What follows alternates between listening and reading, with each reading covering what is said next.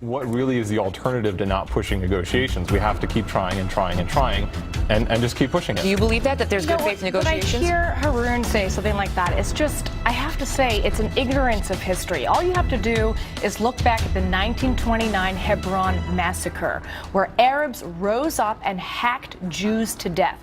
Arabs have been teaching their children to kill not just Jews, but all infidels. And this is a religious war. This is not a war that was started because of the settlements. This has nothing to do with Jews building houses in Jerusalem. This is a religious duty. And what the Palestinian Authority has done is exactly what ISIS is doing, using the Quran to justify murder, targeting ancient holy sites like the targeting of Joseph's tomb, and also calling for the destruction of Israel as a whole. We have to stop making excuses for Palestinians that they don't make for themselves. Abbas doesn't go on TV and says, let's go kill Jews so we can establish a Palestinian state and live side by side in peace. He says, let's kill Jews because the Quran demands us to do so, and he quotes the Quran.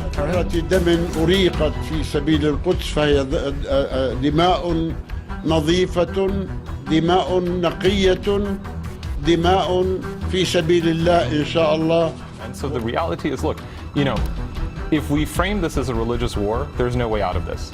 If we frame this as a permanent conflict, there's no way out of this.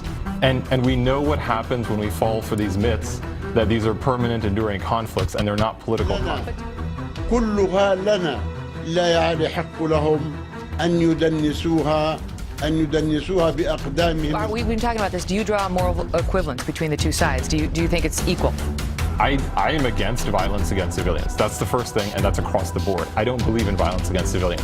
I think that the only way we're going to solve this is by ending the occupation in order to secure some kind of dignified existence for both people. I